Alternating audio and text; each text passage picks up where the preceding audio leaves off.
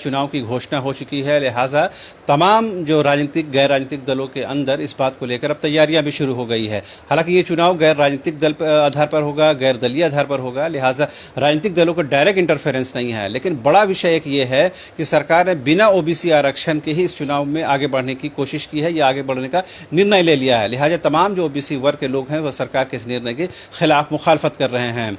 OBC आरक्षण के मुद्दे को मुखरता के साथ लोगों के बीच रखने वाले कैलाश यादव जी हमारे साथ मौजूद है। आइए उनसे बात करने की कोशिश करते हैं। कैलाश जी, क्या है, अगर ये चुनाव हो रहा है तो सबसे पहले इसका इस्तकबाल होना चाहिए, वेलकम होना चाहिए कि सरकार ने एटलीस्ट ये निर्णय तो लिया है कि इलेक्शन हो रहा, लेकिन आप लोग को आपत्ति है कि बिना ओबीसी आरक्षण के हो रहा, लिहाजा इससे जो आउटकम है वो सही नहीं मिलेगा। देखिए, सरकार को इस पर माला पहनाने की आवश्यकता नहीं है। ये सरकार कोई एहसान नहीं करी है। प्रोटोकॉल है, चुनाव का सेशन जब समाप्त होगा तो फिर दूसरा चुनाव आपको कराना है। लेकिन कोविड के चलते विलम्ब हुआ है, इसलिए हम इनको स्वागत करते हैं कि इन्होंने शुरू किया है। लेकिन हेमंत सरकार ने निश्चित तौर पर संविधान की धज्जियां उड़ाई है। एसटी, एससी, ओबीसी ये जो कानूनन हमारा अधिकार है, मौलिक अधिकार है, संविधान के तहत हमको मान्यता मिला है कि हमारे आरक्षण को कोई जो है कि डैमेज नहीं कर सकता है।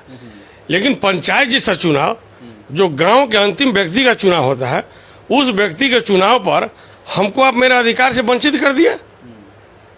आप एसटी, एससी को जो है कि उसको रिजर्व कर दिए सीट को, और जहां ओबीसी रिजर्व था उसको आप हटा दिए। तो 60% ओबीसी आबादी को आप जो है कि नजरअंदाज करके चुनाव करा रहे हैं, तो आप समझ रहे कितना घातक निर्णय लिए हैं। आपकी मंशा पर सवाल उठ गया है। आप जो है कि सरकार में आने से पहले डुगडुगी बजाते थे कि हम जो है कि एक सेकुलर विचारधारा के लोग हैं, हम लोग जो है कि दलित, पिछड़ा, आदिवासी कि हम लोग हितैषी रहे हैं, और हम इसको जो है कि इसको लेकर अगर सत्ता में आएंगे तो सबसे पहले हम ओबीसी को आरक्षण देंगे।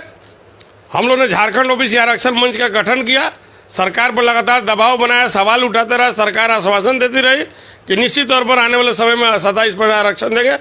पहला संस्था था जो 27% आरक्षण के लिए हमेशा संघर्ष किया।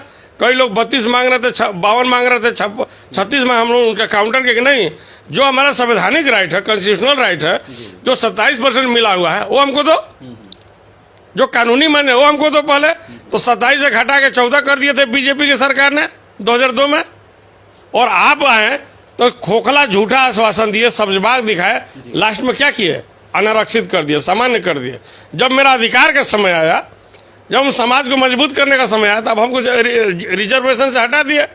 तो इनका खामियाजा इनको भुगतना पड़ेगा। हम लोग कानूनी राय भी ले रहे हैं, चूंकि समय कम है, लेकिन ऐसा आश्वासन आया है कि हमको आज संभवतः आज या कल में हमको ओपिनियन आ जाएगा लॉयर का, तो हम लोग इसको याचिका चैलेंज करेंगे। तो इस मामले को हम लोग कोर्ट में ले जाएंगे। निश्चित तौर पर हम चैलेंज करने जा रहे हैं, इसलिए कि इन्होंने हम लोग को चैलेंज दे दिया।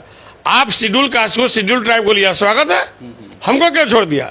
इसका मतलब है कि दिल में राम बगल में छुरी, नहीं चलेगा। आप कहिएगा कुछ और कीजिएगा कुछ, सत्ता में बनाए हम लोग, बैठाए हम लोग।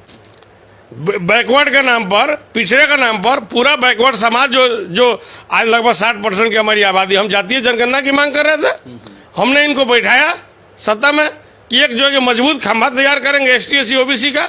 आपको पता है 13.5% जो है कि माइनॉरिटी, जो कि ये आपको अल्पसंख्यक समाज के जो मोमिन समाज चाहते हैं, 13.5% है, उनको आपने जो है कि कुचलने का काम किया, छाती पर डोजर चलाने का काम किया। कैसे लोग बर्दाश्त कर सकते हैं, आप बताइए? मगर अभी तो चूंकि समय कम, आप लोग कह रहे हैं कि कानूनी राय मशवरा लेंगे, मगर लग रहा है ये चुनाव जो है बिना आरक्षण के ही हो जाएगा, तो उसके बाद फिर क्या विकल्प बचेगा? विकल्प नहीं बचेगा। उसके बाद बहुत सा विकल्प है। विधानसभा का चुनाव है, लोकसभा का चुनाव है, सरकार को तार करा नंगा करा देंगे। अब इसके नंगा करने का हम लोग तैयारी कर रहे हैं। अभी तक तो हम लोग दबे जबान जो है कि कुछ विरोध भी कर रहे थे, लेकिन अंदर से पूरी समर्थन में थे। लेकिन अब तो हम लोग को खुल के आना पड़ेगा। ऐसी सरकार रहने का क्या फायदा जो हमारा हित ऐसी नहीं हो सकती, हमारा हित में नहीं बात कर सकती है, और जो है कि सब्जबाग दिखा के केवल धोखा दे। ये धोखेबाज सरकार है। इन्होंने हमको धोखा देने का काम किया है, चीटिंग किया है, फॉल्स कमिटमेंट किया है समाज से, और इनको जो है कि इसका भुगतना पड़ेगा।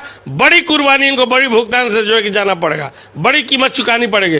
और हेमंत सोरेन सरकार को कांग्रेस भी शामिल है, याद रख लीजिएगा, राष्ट्रीय जनता दल भी शामिल है। हम तो राष्ट्रीय जनता दल पार्टी पर हम तजुब कर रहे हैं, जिसकी जन्म ही इसके विचारधारा पर हुई थी। पिछड़ों के मसीहा लालू जी हमारे आदरणीय कहलाते हैं, और इस ओबीसी के लिए उन्होंने इतनी बड़ी बड़ी कुर्बानी दी। देश में सत्तासीन हुए 15 साल, उनको देन है कि आज मोदी जी और नीतीश कुमार राज कर रहे हैं देश में पिछड़ों के नाम पर।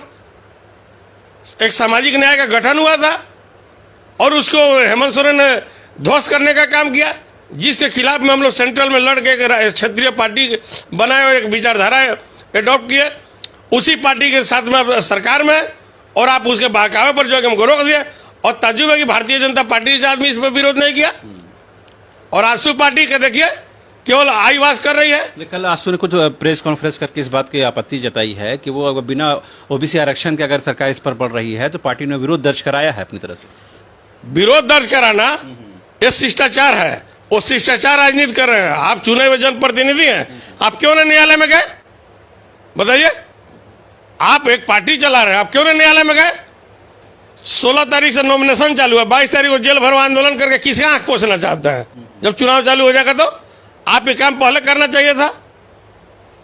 आप चुनाव में वोट लेने के लिए केवल जो है कि लोगों को बहकाने का काम कर रहे हैं। सुदेश महतो भी उतना ही जिम्मेवार है जितना बीजेपी, ये भी उस समय शामिल थे 2002 में जब हमारा आरक्षण का कटौती किया गया था तो।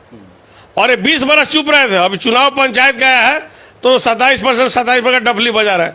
तो सब लोगों को हम लोग बेनकाब करेंगे आने वाले समय में। ये लग रहा है कि इस चुनाव या रिजर्वेशन में तमाम जो लोग हैं, तमाम जो पार्टियां हैं, उनका असली चेहरा सामने आ गया है। निश्चित तौर पर आ गया, असली चेहरा आ गया। अब झारखंड में राजनीति शुरू होगी।